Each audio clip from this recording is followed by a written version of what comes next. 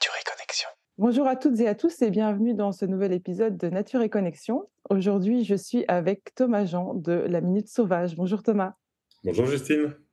Alors Thomas, tu es photographe et vidéaste et tu as surtout comme projet de prédilection les animaux, mais pas n'importe lesquels, les animaux qui vivent en ville. Alors Oui. non, ce ne sont pas les chiens, ce ne sont pas les chats, mais plutôt vraiment la faune sauvage. Et oui, on n'y croirait pas, mais il y a beaucoup d'animaux sauvages en ville et plus qu'on ne le croit et en fait, tu le démontres très, très bien avec la minute sauvage, avec ton projet et je ne vais pas parler plus longtemps. Je propose que tu te présentes un petit peu. Peut-être que tu nous parles, de qui tu es, de ton métier, de ton parcours et voilà, de ce que tu fais maintenant avec ce projet de la minute sauvage. Ok, du coup, je m'appelle Thomas Jean, hein, tu l'as dit, moi je suis bruxellois, j'ai toujours vécu en ville. J'ai fait une petite excursion pendant un an ou deux en race campagne dans le fin fond du Poitou-Charentes en France. C'était un véritable plaisir d'expérimenter la vie à la campagne. Mais voilà, les choses de la vie ont fait que je suis revenu en ville. Et en fait, c'est en revenant en ville que je me suis rendu compte que la faune sauvage des milieux urbains faisait partie de mes spécificités, si tu veux. Mmh. J'ai toujours observé la faune sauvage qui nous entoure et j'ai côtoyé beaucoup de photographes animaliers. J'ai vraiment passé beaucoup de temps dans ce milieu de la photographie animalière. Et, euh, et à un moment donné, je me suis dit, tiens, ce serait intéressant de partager mes connaissances autour de la faune sauvage. Et j'ai réfléchi à ma spécificité, à cet aspect qui pourrait me permettre d'apporter quelque chose de complémentaire, en fait, Mmh. dans le cadre de mon travail de photographe et de vidéaste animalier. Et c'était assez évident, mais ça l'était pas nécessairement pour moi, si tu veux. Je sais pas comment exprimer ça, mais quand quelque chose est tellement évident dans une vie, il en devient littéralement transparent. Ouais. Et cette spécificité de la faune sauvage en milieu urbain, elle s'est construite heu, au moment de la réflexion du lancement de la Minute Sauvage. Je voulais vraiment lancer ce projet en me disant: «Il faut que tu amènes quelque chose de complémentaire, qui ait une utilité, qui ait du sens». Ouais. Et je me suis posé la question simplement: «Qu'est-ce que tu connais le mieux? Qu'est-ce qui t'intéresse le plus?» Quelle est la chose à laquelle tu as été le plus exposé aussi? Et comment est-ce que tu as appris à connaître, à découvrir la faune sauvage? Et du coup, le milieu urbain est ressorti de manière assez conséquente. Et donc, j'ai lancé la Minute Sauvage autour de cette thématique, donc de la faune sauvage en milieu urbain. Après, moi, j'ai un parcours qui est un peu atypique parce que je viens pas du tout d'un milieu naturaliste. Ce sont des compétences que j'ai développées tout seul, hein, de manière autodidacte, même au niveau de l'audiovisuel. J'ai tout appris tout seul en regardant des vidéos sur YouTube, des tutos, et cetera. Ah. Maintenant, avec ces outils, on peut apprendre à faire du violon, tout seul, donc faire des vidéos, c'était, quand même relativement plus accessible. Et en fait, à la base, moi, j'ai fait des études en sciences commerciales et gestion d'entreprise, Ah donc oui, aucun rien à rapport. voir. Un peu par élimination, parce qu'à 18 ans, je savais pas du tout ce que je voulais faire. Et que je savais pas non plus, j'étais un peu perché à l'époque et je savais pas du tout que le métier de photographe animalier existait. D'accord. Et donc j'ai bossé pendant 12 ans comme vendeur, comme commercial. Ça me plaisait pas du tout, je m'épanouissais pas du tout, mais j'étais relativement bon dans ce que je faisais. Donc au bout de 12 ans, je me suis dit, il va falloir que tu réfléchisses, que tu te poses et que tu te réfléchisses un peu parce que tu risques de rester coincé dans ce marché de l'emploi, enfin, dans ce secteur, et de te retrouver manager d'un magasin quelconque à 45 ans. Et je voyais très mal cette perspective en termes d'épanouissement personnel. Ouais. Et donc là, j'ai tenté une reconversion professionnelle et j'ai lancé ce projet de la Minute Sauvage et ça a cartonné. Ça a super bien marché parce que je venais justement avec quelque chose de complémentaire. Il n'y avait pas grand monde qui parlait de la faune sauvage en pleine ville. Et les Bruxellois étaient vachement intéressés par cette thématique, quoi. Ah oui, Donc, tu sens que c'est, une thématique qui touche et qui a sa place, quoi. ouais, vraiment, de plus en plus de personnes s'y intéressent, de plus en plus de personnes tentent de préserver aussi les habitats naturels des différentes espèces Mmh. et de manière générale l'environnement, parce que bah, tu le sais comme moi, on est dans un contexte environnemental assez critique. Ouais. Donc il y a de plus en plus de gens qui se sentent concernés et même au niveau de la jeunesse, je vois un changement et une forme d'implication qui va dans ce sens-là. Alors la Mmh. faune sauvage, c'est une partie de la thématique environnementale, mais c'est une partie qui est quand même relativement conséquente puisque ça concerne également en partie la biodiversité, quoi, de manière Mmh. générale. Mmh. Mmh. Euh, et donc il y a un réel intérêt euh, qui passionne pas mal de Bruxellois et de manière générale même les citadins en fait. Ouais, ouais, ouais. Et c'est un sacré, changement entre, commercial et et photographe animalier. Je veux dire dans le quotidien, c'est quand même, tout à fait différent, quoi. Et tu t'épanouis vachement plus là-dedans, j'imagine? Ah ouais, ouais, complètement. Mais en fait, c'est marrant parce que moi, quand j'étais gamin, quand j'étais ado, Ouais. heu, je voyais mes parents bosser, j'allais à l'école, on m'expliquait qu'il fallait travailler, que plus tard, après l'école, il faudrait que je trouve un travail et en fait, moi, j'ai toujours perçu le boulot, de la manière dont on me l'a présenté, comme une tare, tu vois? C'est Mmh. une obligation, il faut Ouais. travailler, tu veux bien vivre dans la vie et cetera, tu veux avoir de l'argent, il faut travailler, c'est comme ça, il y a pas d'autre choix et cetera. Et puis, c'est très tardivement dans ma vie où après quand même 12 ans à faire un truc que tu aimes pas, c'est pas évident, Ouais, et ouais. avoir vraiment ce sentiment d'être coincé par ton CV et cetera, où je me suis dit: «Je vais quand même réfléchir à ce qui me plaît dans la vie et essayer de voir s'il est pas possible d'en faire un métier». Et aujourd'hui, j'ai réussi, enfin j'ai la chance d'avoir ce luxe Mmh. d'avoir réussi à faire de ma passion mon métier et aujourd'hui, tous les jours, je vais bosser avec le sourire. Ouais. Ça n'a j'ai plus aucun rapport, enfin, c'est pas du tout le même rapport au travail que ce que j'ai pu vivre avant. J'ai pas besoin de motivation, je suis motivé en permanence. Ouais. J'ai beau être fatigué, ça ne me dérange pas de me lever tôt pour aller observer les castors et les martins pêcheurs, tu vois? Mmh Il y a mh. j'ai aucune difficulté, si tu veux. Ouais. Ouais, Et ouais. ça change en termes de perspective, ça change tout dans une Ouais, vie. ouais. Oui, c'est ça, tu es connecté à ta motivation intrinsèque, quoi. Donc c'est le truc qui te fait lever le matin et qui, ah, c'est génial. Et je me demande cette connexion que ben, ce lien que tu as avec les animaux, avec la faune sauvage, elle te vient d'où? C'est quelque chose que tu avais déjà dans l'enfance? Bah, très rapidement, hein, et dans ma famille, si tu veux, on est, un peu tous passionnés ou en tout cas on les membres de enfin mes 2 frères et mes parents ont, un intérêt, un peu particulier pour la faune sauvage. On a toujours, Mmh. apprécié les documentaires animaliers, on a toujours apprécié observer la faune sauvage, partout dans notre quartier autour de nous. Et très rapidement, bah, c'est mon grand frère d'ailleurs, qui m'a appris à reconnaître les animaux quand on Mmh. allait se balader dans les parcs. Et donc, vers l'âge de 6, 7, 8 ans, je connaissais déjà le nom de toutes les espèces, qui étaient présentes, dans mon environnement direct. Mmh. Heu et puis ça c'est resté quoi, c'est resté et mes grands-parents, ont la chance de vivre, dans les gorges du Verdon. Ah ouais. Ouais. Mmh. Et Ouais. on y allait tous les étés, quand j'étais gamin et là-bas, il suffit d'ouvrir le rideau pour voir, des chevreuils, tu sais, au lever du jour, tu vois des chevreuils dans le jardin à quelques mètres, des sangliers, des renards. Ouais, c'est incroyable. Dernièrement, ma grand-mère, mon grand-père est décédé, mais ma grand-mère qui vit encore là-bas une partie de l'année, m'appelle un jour, tout excitée en me disant: «Thomas, j'ai vu un loup dans le jardin», quoi. Tu vois? Oh Donc waouh! on a ça dans la famille, quoi. Ouais.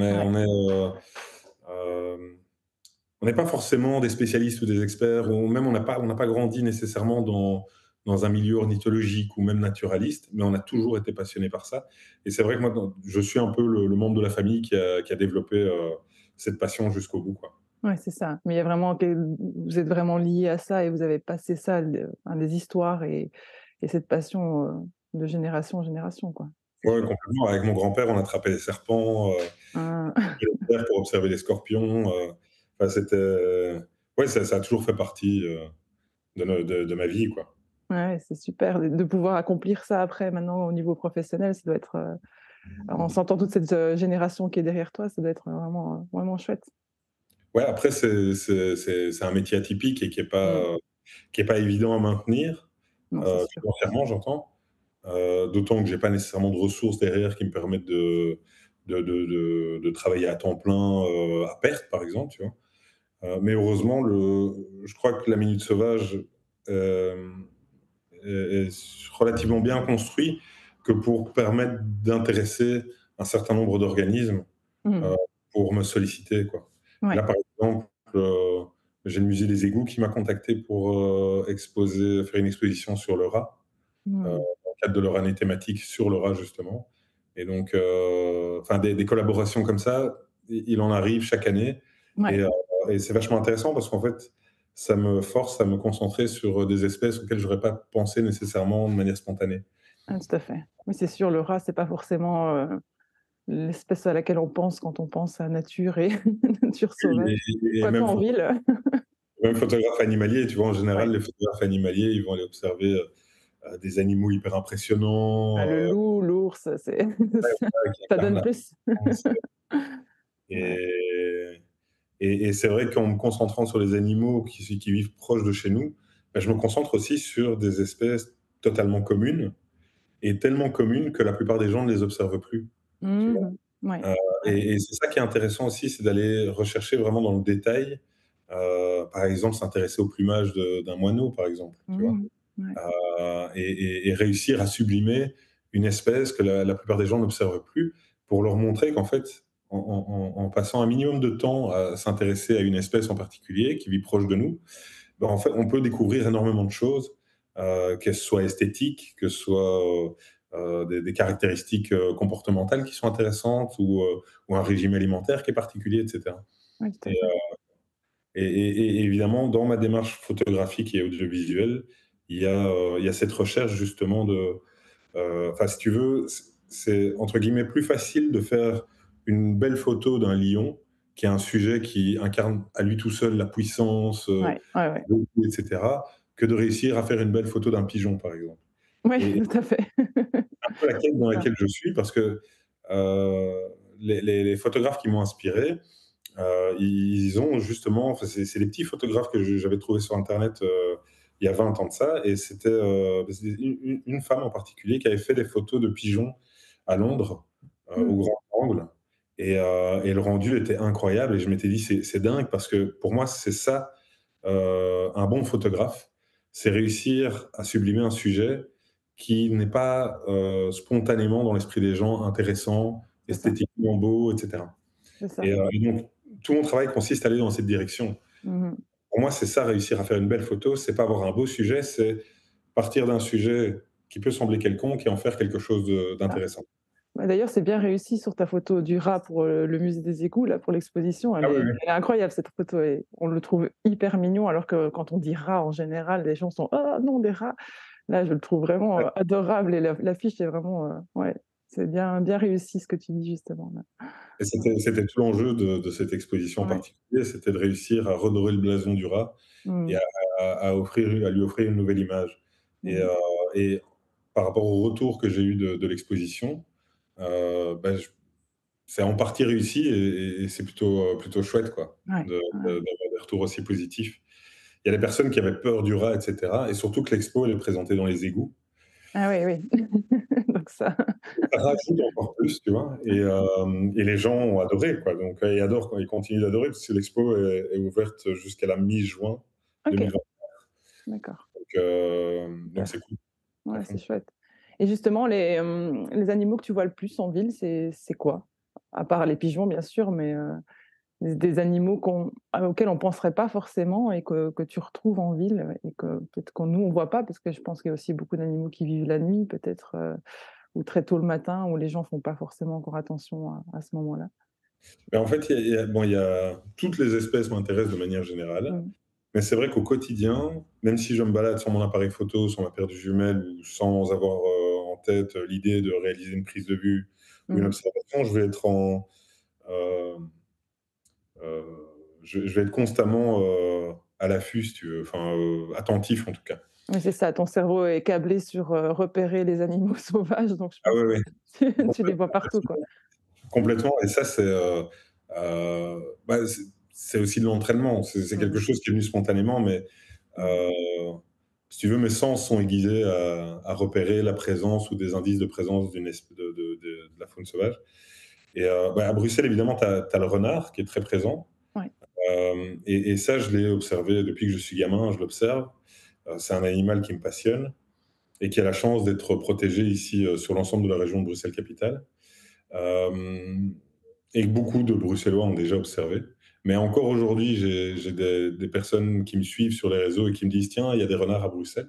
Ah Donc ouais. il y a encore un gros travail d'information à faire Ah ouais, sur ouais. la faune sauvage en pleine ville. Mais il y a un oiseau que j'adore particulièrement, enfin il y en a 2. Tu as le faucon pèlerin, Mmh.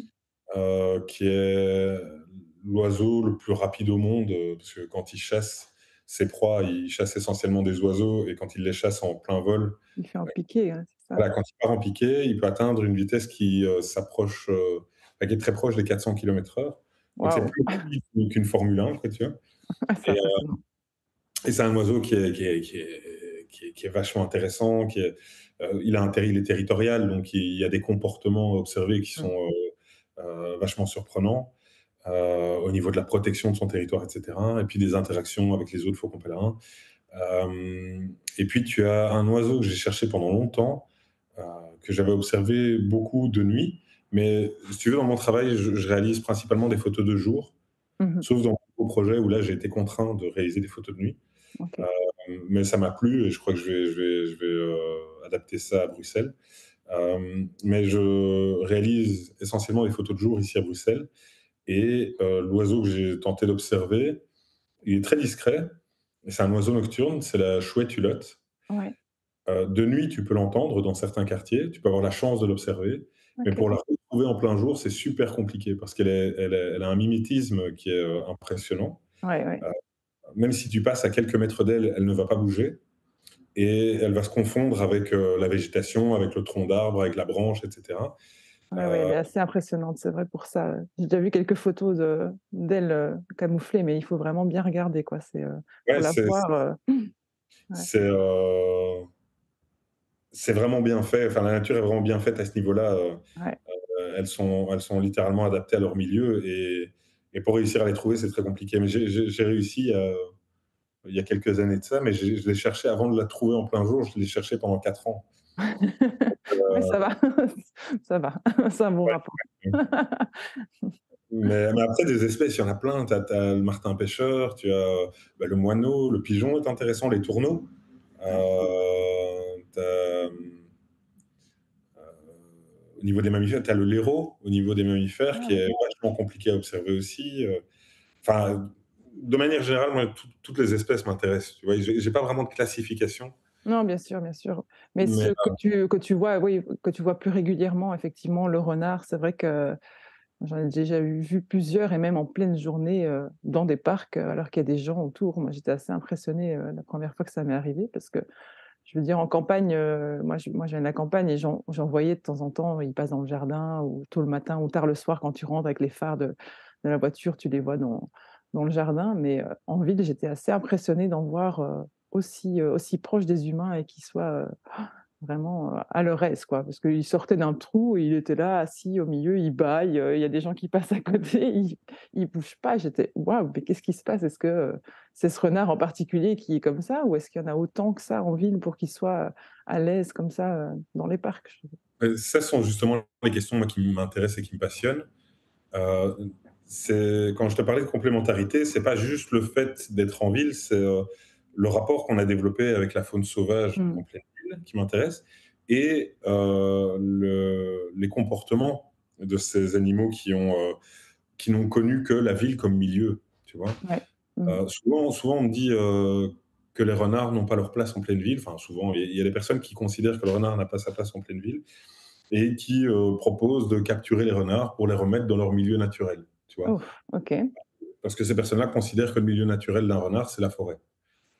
En sachant Mmh. que l'espèce renard, tu peux, la retrouver, du pôle Nord jusqu'en Afrique subsaharienne.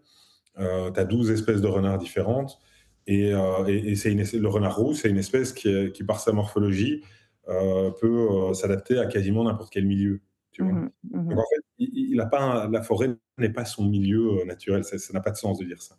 Hem Et le fait que cette espèce et la quasi-totalité des espèces sauvages soit protégé, strictement protégé ici à Bruxelles, fait qu'en fait, un certain nombre d'individus qui ont toujours évolué en pleine ville, heu, ne vont plus considérer l'humain comme une menace mortelle.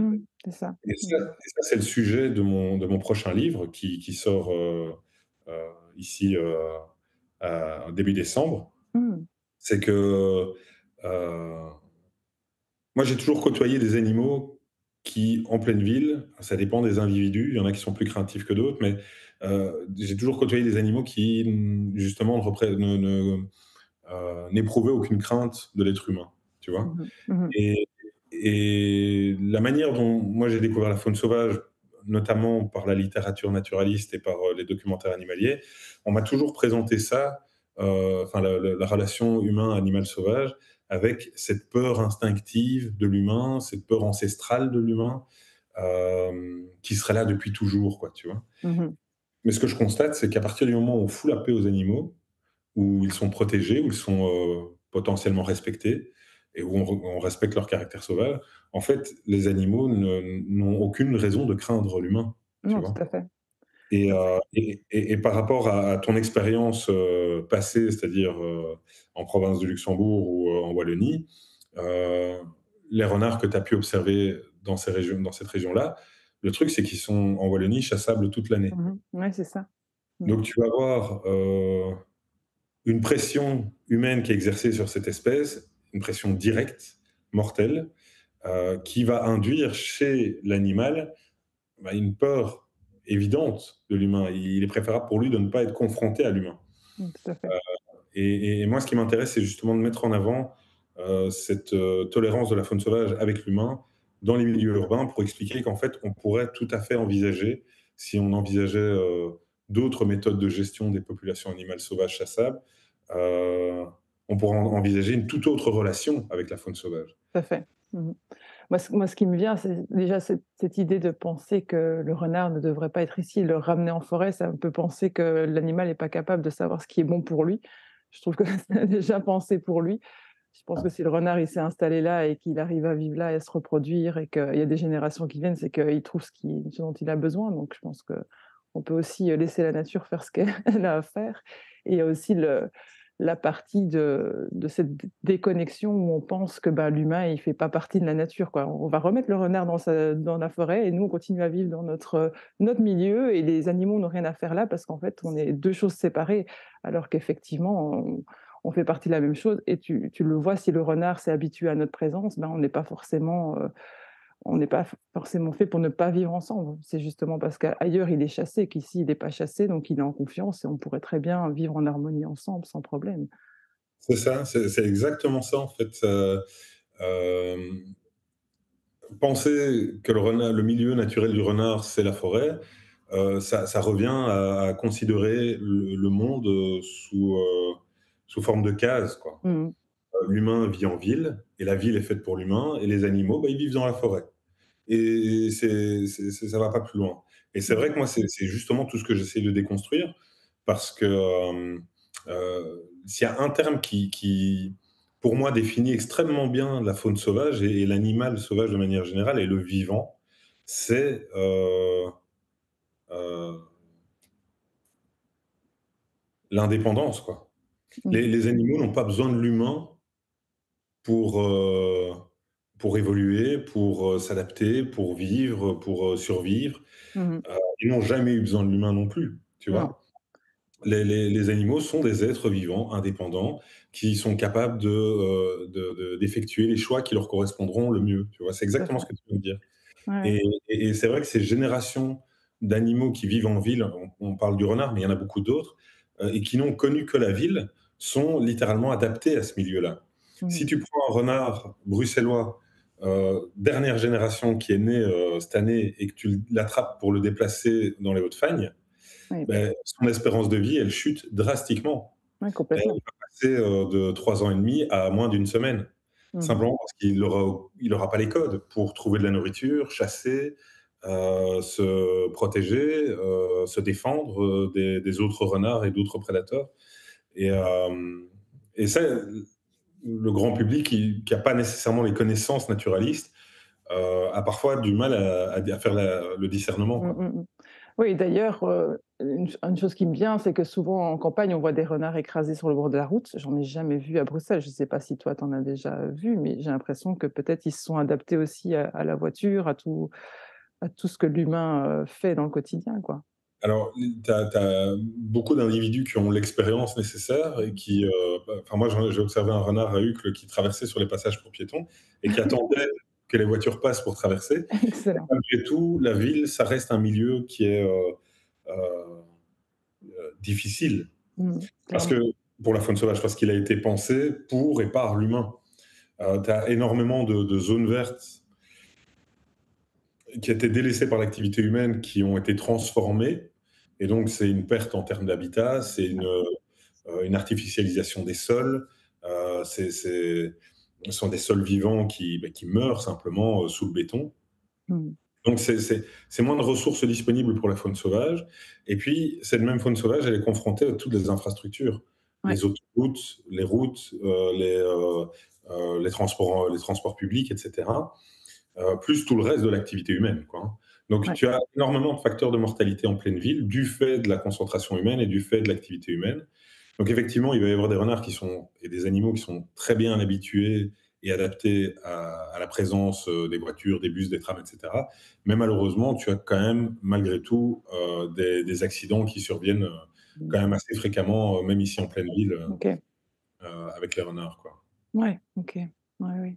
Oui, c'est vrai que moi, j'en ai jamais vu écraser sur le bord de la route, mais j'imagine que c'est vrai qu'avec toute la circulation qu'on a, en pleine ville, parce que j'ai vu que tu avais filmé aussi toute une portée de renards près du train et cetera, et donc ils sont vraiment en centre-ville, quoi. C'est pas, en bordure, c'est vraiment, dans la ville, donc Oui et justement, les voies de chemin de fer facilitent cette, cet échange, si tu veux et la possibilité à la faune sauvage de pénétrer dans la ville, parce que ce sont des endroits qui ne sont pas fréquentés par l'humain. Alors évidemment, il y a les trains, mmh. Mmh. mais il y a très peu d'humains qui passent par là, si ce n'est, les services d'entretien des voies de chemin de fer et cetera, mais c'est relativement occasionnel. Pour le reste, ce sont des zones qui sont, parfois laissées en évolution, Ouais. naturelle et donc le renard en profite, mais tu as plein d'autres espèces, les fouines, les rats, tu as beaucoup d'invertébrés qui profitent de l'exposition des talus, des voies de chemin de fer, au Mmh. soleil et heu et comme les voies de chemin de fer traversent la ville de part en part, beh, c'est vachement intéressant pour la faune sauvage qui, elle, peut, traverser Bruxelles sans être, même vue Ah par oui. par l'humain, quoi. Mmh mh. Ah d'accord, et c'est justement, c'est ma question suivante, c'était comment tu trouves, autant d'animaux en ville? Comment tu fais pour les trouver? Parce que, je veux dire, n'importe qui se balade en ville n'a sans doute jamais vu la moitié des animaux, même plus que tu vois. Est-ce que c'est un coup de chance? Est-ce que c'est des endroits spécifiques où tu sais que tu peux en trouver? Est-ce que c'est des heures particulières? C'est un mélange d'un peu, tout ça, en Mmh. plus des infos que je pourrais retrouver sur internet. Des informations qui circulent dans le milieu naturaliste, et surtout du fait d'être, attentif en permanence, tu vois? Mmh. Et puis après évidemment je me base aussi sur mes connaissances naturalistes. Si tu en fait, si tu veux observer un animal, tu peux t'intéresser à plein d'éléments et il y en a un qui est, principal, ça va être le régime alimentaire. OK. En fonction du régime alimentaire, et de manière générale, hein, le vivant est régi par, les sources de nourriture disponibles, entre autres. Mais, Mmh. si tu t'intéresses au régime alimentaire, tu es susceptible de trouver des endroits où il y a des sources de nourriture et donc potentiellement des animaux, des espèces en particulier qui vont venir s'y nourrir. Et ça va jouer en ma faveur dans la recherche des espèces que je tente d'observer. Mmh. Hem et alors, il y a un élément qui, pour moi, est déterminant, c'est le fait de discuter avec, les Bruxellois. OK. Moi, je travaille pas à temps plein sur la minute sauvage, j'ai un mi-temps à côté, donc j'ai la moitié de la semaine pour pouvoir, réaliser, tous mes projets, liés à la minute sauvage. Hem et donc j'ai si tu veux, j'ai pas un temps infini et Ouais. pour gagner du temps, quand je suis sur le terrain, je vais discuter justement avec, si je vais dans un quartier en particulier ou dans une rue, je vais discuter avec les personnes qui promènent leurs chiens, Mmh. parce qu'elles sortent quotidiennement, Ouais. par souvent aux mêmes heures, et cetera. Et donc elles sont des sources d'informations vachement importantes et vachement Mmh. intéressantes. À relativiser, hein, parce que, parfois elles confondent des espèces ou, et puis souvent la plupart des gens sont pas nécessairement, attentifs, Mmh. mais, heu mais c'est une source vachement intéressante, d'informations et comme j'ai le contact facile, bah, voilà, c'est plutôt un avantage, quoi. Ça te permet de te connecter un peu à l'humain aussi dans ton travail, quoi. Ah oui, oui, complètement et puis aussi de sonder, tu vois? De poser, des questions autour de la cohabitation. Ouais. Tu as des personnes qui vont avoir des terriers de renards chez elles, qui vont adorer ça et puis d'autres qui vont pas le savoir, qui l'ont même pas encore remarqué et puis d'autres qui ne supportent pas l'idée de partager leur, propriété privée avec un animal comme le renard. OK. Donc tu as une facette de type de cohabitation et d'appréciation de cette même cohabitation qui moi me permettent de réfléchir justement, aux solutions, heu, Mmh. quand la cohabitation se passe mal et à la manière d'appréhender, cette thématique, quoi. Ouais, ouais, d'accord. OK. Et pour avoir toutes tes images, j'imagine que ça te demande de bien connaître les habitudes, les milieux de vie, la comment se nourrit, cet animal. Donc ça, c'est des choses que tu as apprises par toi-même au fur et à mesure du temps, j'imagine? Je Ou des continue choses d'apprendre, hein. ouais. Je continue d'apprendre parce que c'est enrichissant de manière totalement infinie, tu vois? Mmh. Et heu, je suis intéressé par la faune sauvage, mais l'environnement il est composé de plein d'éléments différents. La faune sauvage, elle est multiple, elle est complexe, elle est variée, et cetera. Donc, tu peux t'intéresser aux mammifères, aux oiseaux, aux reptiles, aux amphibiens, aux invertébrés. C'est en général, dans le milieu naturaliste que je côtoie, je vais côtoyer les personnes qui sont spécialisées, par exemple, en ornithologie, Mmh. heu, D'accord. et qui connaissent de loin les mammifères, par exemple, mais qui c'est pas vraiment, les animaux qui les intéressent. Mais par contre, en Mmh. ornithologie, ce sont des pointures et Ouais. ça, c'est génial parce qu'en fait, et c'est notamment au niveau des initiatives citoyennes. Je sais pas si tu as entendu parler de la Free Josaphat, du Don Ouais. de Rocca, du Mariwils, et cetera. Mmh. Tu as beaucoup de naturalistes passionnés qui s'investissent dans ces initiatives citoyennes et moi, je tente avec ma maigre visibilité de mettre en avant, ces actions, Ouais. citoyennes qui visent à préserver, l'environnement bruxellois et donc je suis en contact régulier avec, des naturalistes bruxellois qui ont chacun leur particularité, quoi. Mmh. Et sont pour la plupart des bibliothèques vivantes, tu vois? C'est ça. J'adore parler avec ces gens parce que j'en apprends, systématiquement à chaque conversation, j'apprends quelque chose de nouveau, tu vois? Mmh. Et ils ont tous un peu leur spécificité, quoi. Tu as des ornithos, tu as des entomologistes, tu as, des botanistes, là, l'année dernière, j'ai réalisé une vidéo sur les orchidées à Bruxelles Ah avec, ouais, une personne qui est passionnée par les orchidées sauvages, quoi, tu vois? waouh! Et moi, la botanique, c'est quelque chose que je maîtrise absolument pas et donc c'est toujours hyper intéressant de côtoyer des personnes comme ça qui, enfin, tu les écoutes sans les interrompre, quoi. Moi, j'adore.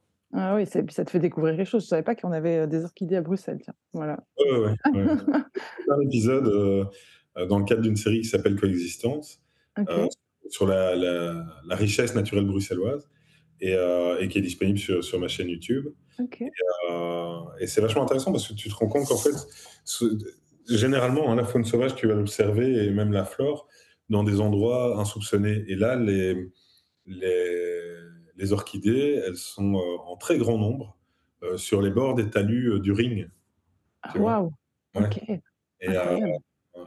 si tu t'y rends à la bonne période, et que tu as la chance avec le temps, ce qui est pas forcément garanti à Bruxelles, tu peux observer, enfin, c'est des tapis d'orchidées, c'est incroyable. Ah J'avais jamais waouh! vu ça auparavant, quoi. Ah bah, j'irai voir, cet épisode parce que ça ouais, c'est je trouve ça assez intéressant et surtout qu'on ne le sache pas du tout, quoi. Ça me Oui, bah, oui, oui, et l'intérêt de le mettre en lumière, c'est, d'une part informer, pour que derrière ça suscite un intérêt et potentiellement que ça suscite la motivation de certains citoyens à vouloir préserver ces mmh. zones, tu vois? Et puis, aussi, heu, interpeller le politique. Ouais. Il y a il y a il y a beaucoup enfin, si tu veux, la situation de la faune sauvage à Bruxelles, elle est liée énormément, aux stratégies politiques d'aménagement du territoire Mmh. et ça, c'est, un une action où je mets le plus dans l'ombre, où j'essaye en discutant, en restant en contact avec un certain nombre de politiques, j'essaye de faire un tout petit lobbying, parfois au niveau communal, mais aussi au niveau régional, en montrant cette richesse naturelle et en disant: «Les gars, on a tout intérêt à préserver ça Ouais.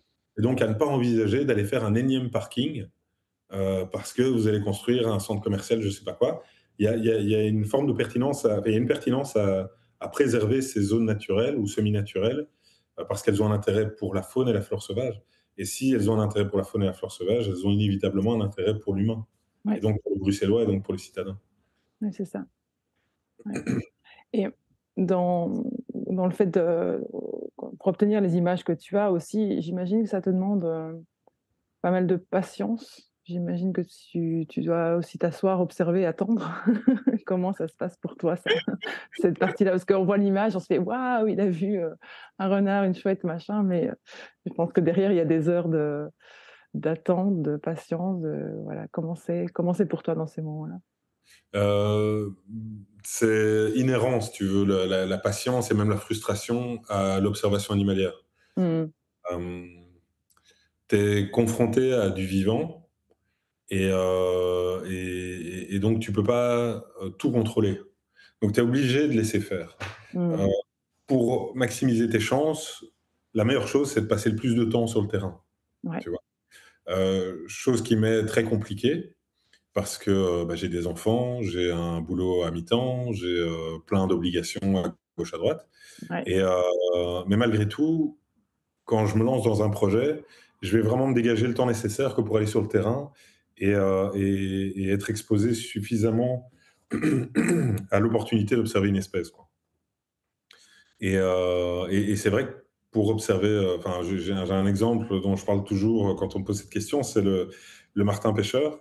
J'étais parti l'observer avec, un ami photographe, animalier en province de Liège et sur un des spots que lui avait, découvert et la veille, il avait observé 2 ou 3 martins pêcheurs pendant des heures, en face de son affût, donc tu sais les tentes, Ouais, de camouflage et cetera. ouais. Et donc il dit: «Bah, vas-y, viens, on y retourne à 2». Donc je l'accompagne.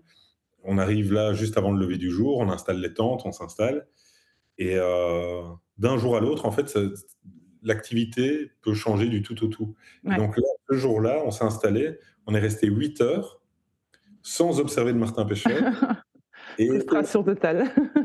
et au final comment? Frustration totale. Et au final, on l'a observé pendant, 10 ou 10 secondes, je crois.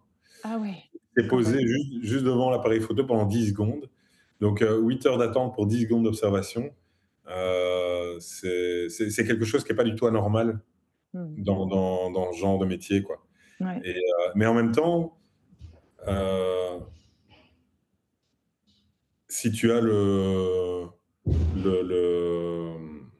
allez, le temps de pouvoir t'y consacrer, en fait, une journée comme ça, tu sais que potentiellement les jours qui vont suivre, ce sera mieux parce que, tu auras effectivement plus de chances. Tu vas en fait te créer beaucoup plus de chances en augmentant le temps présent sur le terrain, quoi. Ouais, Mais c'est donc ça. oui, la patience, moi, c'est quelque chose avec lequel je suis habitué et puis surtout, tu peux, profiter de ces moments de calme pour, réfléchir, remettre, un certain nombre de choses en question, travailler, enfin faire plein de trucs, en fait. Moi, Mmh. c'est ce moment que j'adore parce que, tu sais, on vit en ville, on est, dans le tumulte permanent, du milieu urbain et quand tu es planqué dans ton affût, en fait, bah, c'est hyper agréable et c'est limite proche de la méditation, quoi. Mmh. Et en général, tu es dans un affût ou ça t'arrive aussi d'être juste, voilà, à l'air libre, d'arriver quand même à faire des photos? Ça dépend des individus Mmh. plus que de l'espèce. Hem, en fonction de l'animal que je vais avoir en face de moi et de son niveau de crainte envers l'humain, Mmh. heu, je vais, choisir l'option de l'affût ou non. Ouais. Mais c'est vrai que la plupart du temps, je suis pas dans un affût. Mmh. Parce qu'en milieu urbain, la plupart des animaux sont habitués à la présence humaine ou au fait de côtoyer l'humain et il est parfois plus intéressant, de, heu, de signifier ta présence à l'animal pour, éviter justement un comportement de fuite ou, ce genre de choses. Mmh. Après ça dépend des espèces, quoi Ouais, c'est ça. et des enfin surtout ça dépend surtout des individus. Mmh. Ouais, c'est ça.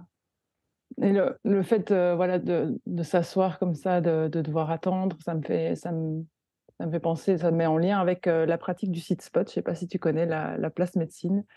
C'est une Non. pratique de connexion où on va choisir un endroit. Bon, généralement, c'est toujours le même endroit, mais je veux dire, ça peut être, dans ton cas, des endroits différents, mais c'est de s'asseoir à un endroit et toujours le même et de juste être en calme, en silence, en paix et de se connecter à ses sens. Donc vraiment, dans l'écoute, on parle de l'écoute du chevreuil, des yeux de la chouette, de vraiment d'essayer de se connecter à nos sens et de rester là assez longtemps pour que la nature reprenne ses droits. Parce que quand on arrive, en général, voilà, ça dérange un petit peu, la faune sauvage et de rester, allez, minimum, 20 minutes pour pouvoir, permettre à la nature de reprendre ses droits et d'avoir, voilà, les oiseaux qui se remettent à chanter, qui repassent, devant toi ou je sais pas, un chevreuil qui passe devant. Et que c'est un peu comme observer la nature quand on n'est pas là, en fait. Quand on fait pas de bruit, qu'est-ce qui se passe? Parce qu'à force d'aller toujours à ce même endroit, bah, les animaux sont habitués à ta présence, ils savent que tu es pas, quelqu'un de dangereux et ils prennent moins de temps au fur et à mesure de ressortir de leur place et on peut observer, pas mal de choses. Moi, en forêt, j'ai déjà observé pas mal, bah, notamment la buse, des j'ai un rouge-gorge qui vient régulièrement se poser, tout près de moi. Voilà, des choses qu'on n'observe pas quand on est juste en train de se promener en forêt ou juste en train de marcher Mais et c'est ouais, c'est hyper intéressant parce que ça s'approche très grandement des pratiques liées à l'observation animalière, hein. tout à fait. C'est vraiment ça, c'est se fondre dans le paysage et attendre que la vie reprenne son cours, quoi.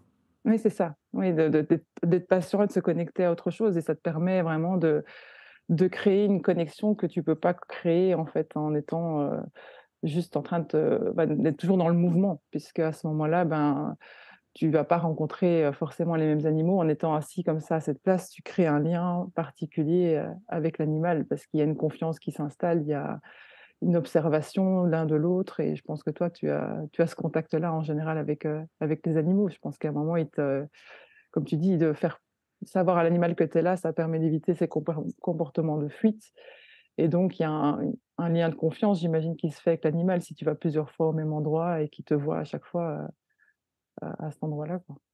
Ouais, ouais, complètement. Il y a un cimetière dans lequel je me rends, enfin là, ça fait un petit temps que j'y ai plus été, mais dans lequel je me rends parce qu'il y a une renarde, qui, a établi son territoire Mmh. et qui est totalement habituée à ma présence et donc Mmh. je me souviens pendant les périodes de canicule, de l'été dernier, j'avais été, voir sur place si elle avait de l'eau, tu vois? Ouais, Et et j'avais, dans les cimetières, tu as souvent des petits Tupperware ou des trucs qui traînent un peu à gauche, à droite. J'avais récupéré un Tupperware, je l'avais rempli d'eau et je l'avais amené littéralement, à 10 centimètres de la renarde, quoi, qui n'a pas bougé, qui m'a regardé et puis qui est venue boire, tu vois? mmh. Et ça, c'est vrai que, hem, enfin, si tu veux, c'est la perception qu'on a de la faune sauvage, et tu vois, il y a toujours cette notion de peur instinctive de l'humain, que moi j'essaye de déconstruire, notamment dans le cadre de mon nouveau projet, de livre intitulé «Sauvage» et il y a toujours cette perception qui consiste à croire qu'un animal qui serait habitué à l'humain, heu, serait considéré comme un animal domestique, tu vois? Mmh. Et en Ouais. fait, là où moi j'essaye d'inviter à la réflexion, c'est de dire: «Mais en fait, regardez, il y a les animaux conservent leur indépendance, conservent leur caractère sauvage, même s'ils sont proches de l'humain. La seule différence, c'est que ceux-ci ne sont pas chassés et qu'ils ne considèrent pas l'humain comme une menace mortelle». À Mmh. partir de ce moment-là, une toute autre relation est possible et en fait, c'est quelque chose avec lequel on est totalement étranger. Mais dans d'autres endroits où la chasse de loisirs est interdite, je pense notamment aux Abruzzes, j'en viens là il y a quelques mois, c'est un tout autre monde. C'est littéralement un tout autre monde et une toute autre relation, entre l'humain et la faune sauvage. Les Italiens qui vivent dans les Abruzzes et qui, côtoient quotidiennement des hardes de biches avec des cerfs, qui traversent le village, qui brament juste à côté en plein jour dans la prairie, juste à côté ou dans le jardin d'un des habitants, sont plus embêtés par les touristes et les photographes amateurs qui courent derrière les Ouais, animaux pour obtenir la photo de l'année que par les animaux eux-mêmes, tu ouais, vois? Ils ouais, sont tout à fait. susceptibles de provoquer des dégâts dans les potagers et cetera. Ils sont complètement habitués à l'idée de cohabiter avec, et de coexister avec, cette faune sauvage et on voit qu'en fait, ces animaux, qui sont des grands mammifères, hein, ici en Belgique, tu tentes d'observer le brame, si une biche te sent à 400 mètres, ça pose problème parce que tout le monde peut fuir et du coup, la reproduction peut être impactée, quoi. Heu, Mmh. simplement Ouais, parce que pour une biche, en Wallonie, l'idée, de la présence humaine, est synonyme de mortalité, tu tout à vois? fait. Mmh. Alors que dans les Abruzzes, j'ai observé le brame sans être camouflé, avec d'autres personnes, avec des passants qui étaient par là, plus deux trois photographes, en étant debout à moins de 30 mètres. Ah Tu ouais. avais des biches, des faons qui étaient couchés, tu avais un cerf qui était en train de bramer et en fait, pourquoi j'essaie de déconstruire cette, représentation qu'on se fait de la faune sauvage qui, de mon point de vue, est biaisée, c'est qu'en fait, si on arrivait à changer de paradigme et par rapport à la gestion qu'on a vis-à-vis de cette même faune sauvage, on s'offrirait une relation beaucoup plus riche, tu vois? Tout à Et fait. en fait, ce que j'ai vu dans les Abruzzes, mais qui est visible encore ailleurs, nous montre tout ce dont on se prive en termes de relation avec la faune sauvage. Ouais, ouais, ouais. Mais tout ça, c'est une réflexion qui continue de mûrir et qui a démarré avec, mon nouveau livre et ma prochaine exposition là qui arrive, tout bientôt. Hem, Parce que j'ai vraiment envie, si tu veux, dans le cadre de mon travail, moi, je veux apporter quelque chose. Je me positionne pas comme, quelqu'un qui sait tout, qui connaît la vérité, et cetera. Mais je veux inviter les personnes qui me suivent à réfléchir simplement, tu vois? Et à se Mmh. dire: «Tiens, mais c'est vrai, est-ce que c'est normal qu'un chevreuil qui me voit ou qui m'entend ou qui me sent dans la forêt se mette à détaler directement? Est-ce que c'est normal? Est-ce que c'est logique?» Tu Mmh. vois? Et ça, j'ai envie de pousser les gens à réfléchir à ces questions-là. Parce qu'à terme, ça peut inviter les citoyens à, solliciter le politique pour aller dans une autre direction. Ouais. Et de mon point de vue, on aurait tout intérêt à aller dans une toute autre direction. Évidemment, ça plaît pas à tout le monde, Mmh mh. mais c'est pas grave, c'est pas mon problème. Ouais, mais c'est comme tu le dis, on se prive vraiment de quelque chose parce que, c'est vraiment on se prive de cette connexion, en fait. C'est cette connexion, à la nature qui est pas simplement, «Ah ben, je connais un animal» ou «J'ai des connaissances naturalistes», mais vraiment d'avoir ce lien à l'animal, de le connaître, de pouvoir, comme tu l'expliques, avec ces cerfs et ces biches qui ont pas peur de l'homme, mais c'est magnifique de pouvoir vivre en harmonie comme ça, avec d'autres espèces parce que ça t'apprend tellement de choses, en fait. C'est pas juste, d'avoir des connaissances de cet animal, mais ça t'apprend tellement de choses au niveau personnel aussi, de pouvoir observer les animaux, de pouvoir te lier complètement avec eux et à toute la nature. On a des compétences et des capacités, personnelles d'écoute profonde, d'empathie qui se développent en étant aussi en contact, régulier avec la nature. C'est ça et ça change totalement ton rapport à l'environnement. Mmh. Tu vois? Et à partir de ce moment-là, il y a plus cette séparation entre l'humain et l'animal, Ouais. entre les différents milieux, tu vois? Tu comprends qu'en fait, on fait tous partie de l'environnement et de cette biodiversité et qu'on a intérêt à la préserver et donc ton rapport à ton environnement direct change aussi. Je Mmh. pense qu'il y a plus de respect pour la nature, dans des endroits où il y a cette connexion, qu'ici en pleine ville où on considère que la nature se trouve, dans les parcs urbains, dans les réserves naturelles, dans les montagnes, enfin, tu vois, dans ces milieux dits naturels Ouais. et donc en ville, on peut faire ce qu'on veut, on peut polluer, on peut balancer des déchets partout parce qu'en fait, c'est la ville, on s'en fout, c'est un milieu qui est fait pour l'humain, donc c'est pas grave s'il y a des déchets par terre.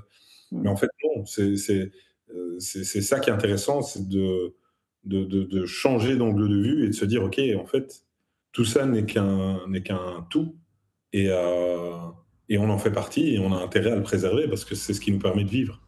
Ouais, tout à fait et surtout qu'en ville, on peut pas faire plus de 2 mètres sans voir une plante sauvage qui pousse à travers le trottoir et qu'on On sait très bien qu'on le voit avec, l'exemple de Tchernobyl, ce qui est devenu maintenant, qu'on partirait, l'humain ne serait plus dans la ville pendant quelques années et il y a des forêts qui repousseraient donc la nature elle est même là en dessous du pavé quoi, donc Ah oui, oui, complètement. C'est marrant parce que j'étais, aussi, bah, toujours dans le cadre de mon livre Sauvage, là, j'étais à Rome ouais. pour aller, tenter d'observer des sangliers et hem et là-bas, il y a, de la des ce que la plupart des gens appellent des mauvaises herbes, mais tu as de la végétation spontanée partout.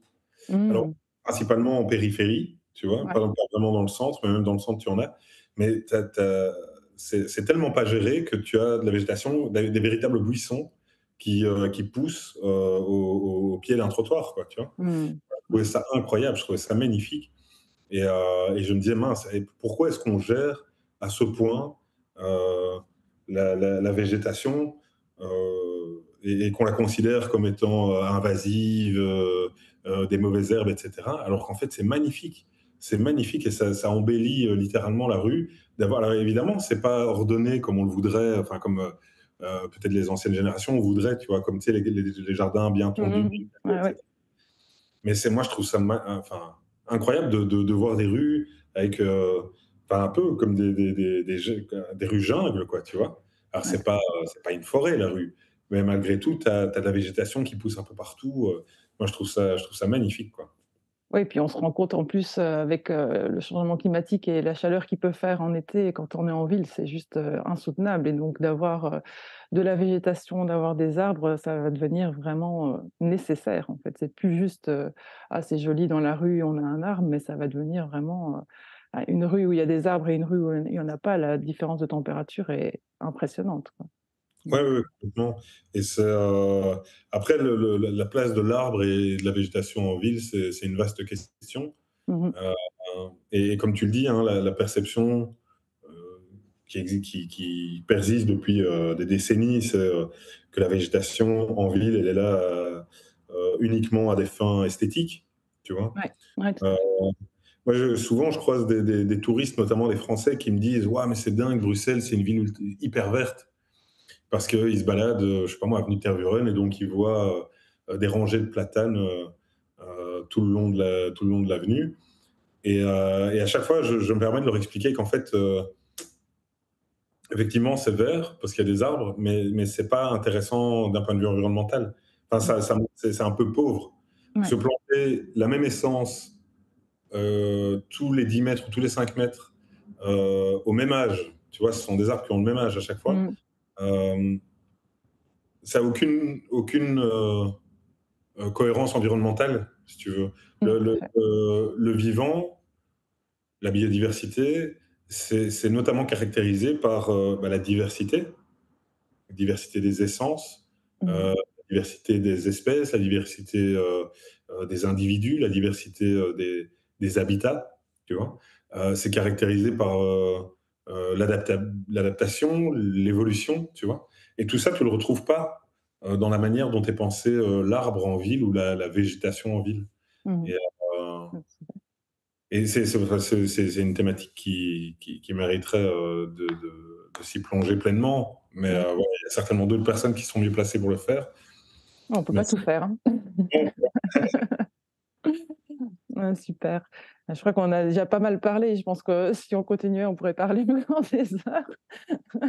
Je voulais juste terminer en te demandant, voilà, si tu pouvais nous partager peut-être une histoire, quelque chose qui t'a marqué en nature, dans tes aventures, d'observation. Est-ce qu'il y a eu quelque chose, de particulier qui te vient ou qui t'a touché, heu, dans tes moments de mais dans le cadre de la réalisation de mon premier livre, Coexistence, qui mmh, traite de la faune sauvage ici à Bruxelles, j'avais demandé des autorisations à plein d'entreprises et plein d'organismes pour avoir accès à des sites qui sont, généralement interdits d'accès au public.